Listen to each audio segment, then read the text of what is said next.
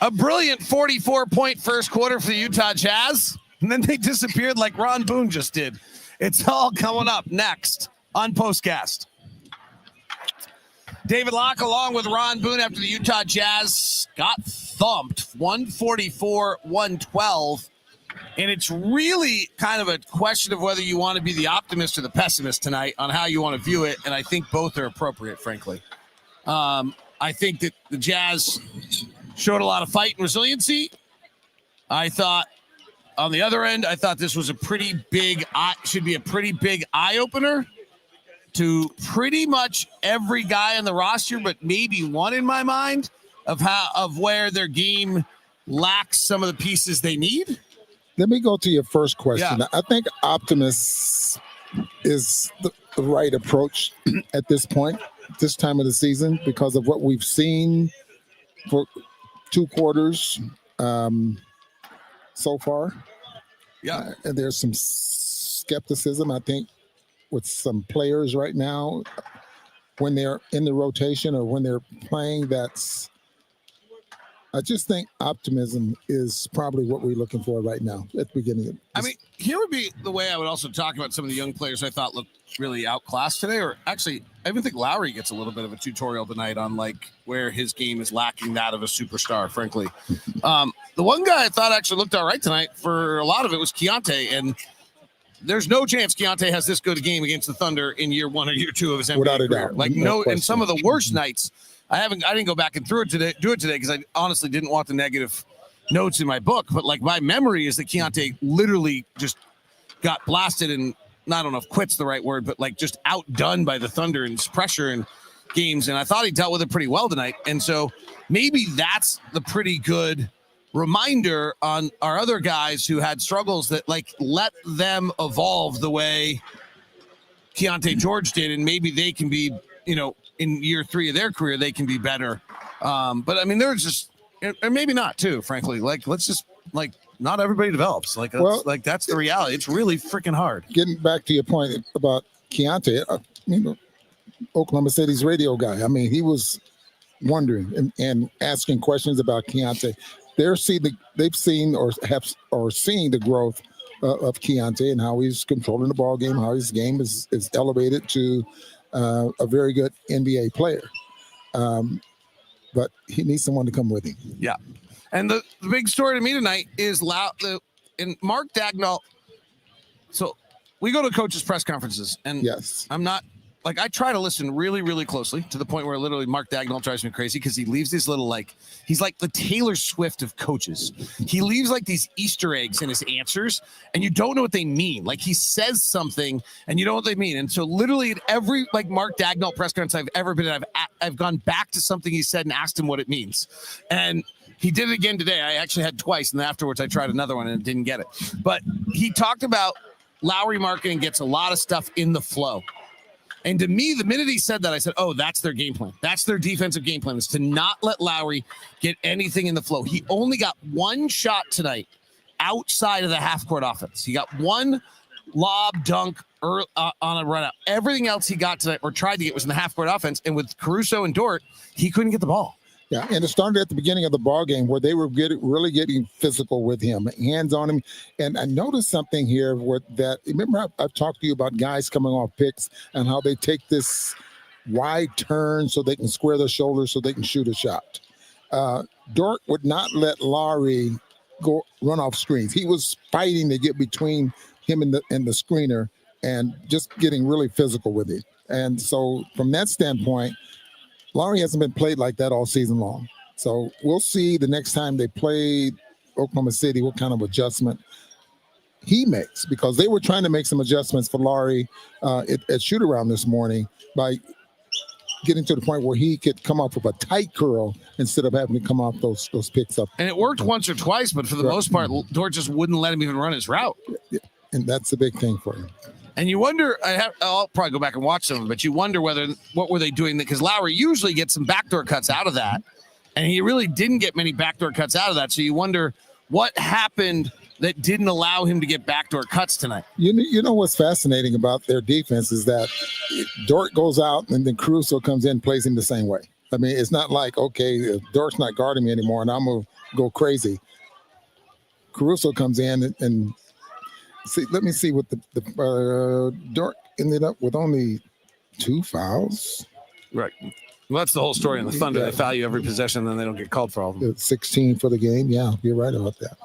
The other one that was interesting is Kevin Love was just fabulous in that first quarter. He hit 4 threes, came in, changed the game. Jazz hit a bunch of shots. He had 12 points. He made 2 defense plays. That was super fun. 13 minutes, but he also picked up 5 fouls in those 13 minutes. And would love to have seen him being able to stay on the floor because he was playing like Minnesota.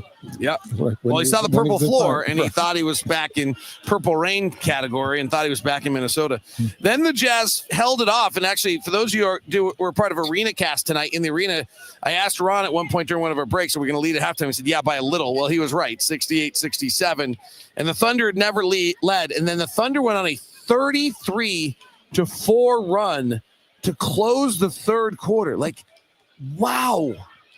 What did they do in that 33-4 run, and why could the Jazz not combat it? Well, Gilchrist ended up with going to the free throw line. He had 7 points at the half, 7 points at the first quarter, 19 at the half. But again, free throw line. The key, or one of the things they wanted to do is keep him off the free throw line, and he ends up getting 12 free throws in the ball game. Luka. Yeah. And Luka will be back here on Sunday. Yeah. So Ace Bailey tonight ended up getting a few actions, 6 of 9 from the field, 15 points. I actually thought the most exciting thing about Ace was he did not pick up fouls tonight. He had his hands wide and was learning and trying to figure out. I mean, he's shown a great propensity to learn. At what point, I made a comment. You said, well, we don't want to force feed him. Why not? Why don't we just want to force feed? That when Lauri's out of the game, we turn the game over to Ace Bailey for 6 minutes every time he leaves the game. So you're saying turn it over, meaning you're running plays for him. All the Lauri plays for Ace Bailey. Yeah, and so that means that Lauri's getting 21, 22 shots a ball game. Yeah, and so Ace right now tonight ended up with 9 shots. And Ace came off that pick and roll and hit a mid-range jumper. Ace doesn't know what to do yet to drive to the rim. Every time he drives to the rim, he gets in trouble.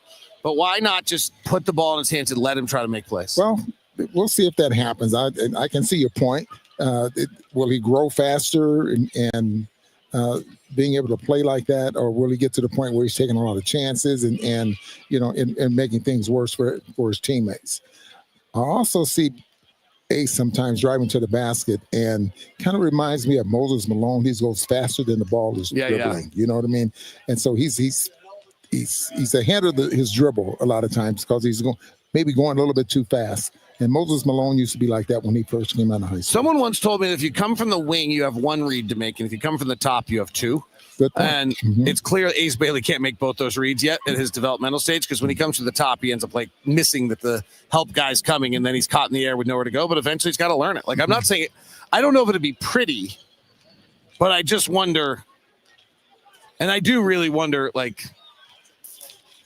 Yeah, I mean, I'll just say it. I don't know how much you can play Isaiah Collier and Cody Williams together and Taylor Hendricks together. Well, that is a great point. I mean, none of these guys can shoot at all, and Taylor isn't making shots and just needs some grace, as Will said. And I think Cody missed 2 corner threes tonight. I think if I'm right, he's 20 of 93 in his career on corner threes. Well, in his career. Last season, even this year, David, his from the 3-point line, I got it right corner here. Threes, I think he's 1 of 13 this year. He was 0 for 6 from the left corner, 1 for 4 coming into tonight's game. 3 tonight. And they missed 3 2 or 3 tonight. So he's 1 of 12 this year. I think he's 20 of 93 or so this season. So, and it's a hard 20 of 93 for his career, not this season. Yeah, career.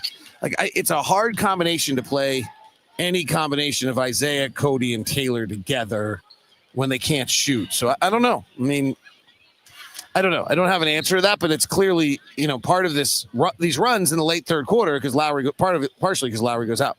Not entirely, but partially. But yeah, 33-4 was something. That was something tonight. All right. All right, I'm going to ask you my question. This has been my question all night. Do you think the Thunder defense is so good because now the Jazz did shoot 48% from the field and 42% from three. I think it's worth mentioning, by the way, the Thunder shot 62% from three tonight. Like, that's insane. They went 23 of 37 from three tonight. That's not normal. And Jalen Williams, who was shooting 26%, hit 4, and Lou Dort went 3 for 3. Like, some of this is an outlier tonight that we got blasted by 32 because they went 23 of 37. That's stupid stuff. They should have gone like 13 of 37. That takes 30 points off the board, and we actually have a game. So there is a level of absurdity that what took place shooting tonight that's a part of this blowout that I think I think is a little bit of like what took place tonight. Okay, the Jazz went 11 for 21. I mean, was it 13 or 11 for 21? In the first half. Yeah. In the first half. 11. And we shot 42% from three. So if we fixed our three-point rating, it would get us down. By the way, the interesting one is that we have an offensive rating of only 106 tonight, despite shooting 42% from three and 48% from the field. It's kind of crazy. It's that low. We did not, with 12 offensive rebounds, like we did a lot of things really well tonight. 30 assists on 38 field goals. I mean, they're just that, that was absurd. Our 27 turnovers killed us tonight is the story of the night. And 44 points off those turnovers. Yeah. All right, let's go with the score. I think the score, here's my point. I think the score makes tonight feel a little worse, and that run was brutal, but they also, some of their stuff was stupid. Like them shooting 23 or 37 from three is ridiculous. Yeah, especially Jalen Williams. Right. All of a sudden he catches fire, goes 5 for 7 from the 3-point line, and 62%, 23 for 37. They're not going to shoot that every night. Right. Yeah. Hopefully never again, actually. All right, Ron Boone, who are your notes tonight? And I'm thinking about this, while you were getting ready. Even though the Jazz get up 112 points, I mean, but they've been giving up 120, for the years. I mean, for the year, and that's about normal offensively. Defensively is what's killing them, and so Lauri does not get one tonight. I Probably think, the first time all year. Yeah, and Keyonte. Keyonte gets one tonight or doesn't? Oh, he does. Yeah, he I does. thought it was really good. And Kevin Love gets one for the first half for sure, and he gets into foul trouble. I'm going to give Filipowski one too. Okay. He played really, really hard. Now, my question is Bailey, David, saved him because he's 3 tonight. He's not minus. He's +3 tonight? He is he's not minus. So how do you not go minus in a 144-112 loss? So we're going to have to give him one there. He's got the weirdest plus-minus of any player I've ever seen. And I'm also giving a Jazz note tonight to the kid in the orange shirt down here, who in jeans and like beat up old Converse just dunked twice. Did he really? Yeah. And like, there's nothing about that mop head that makes me think he's in a Denver Bronco t-shirt that makes think he's ready to dunk. And he just threw down 2 dunks. How tall? He does not look that tall. It does not look that tall. What do you think? He's like 6. Is he even 6 feet tall? He's got to be 6 feet tall if he just dunked. Was it an easy dunk or did he? The first one was easy. The second one, it looks like he was beginning to lose his legs. Yeah. So 2 dunks to the orange shirt kid as well, who dunked tonight. That is POSTCAST. Got to make up another category. David Locke along with Ron Boone. We'll be back with you Sunday. Have a good night.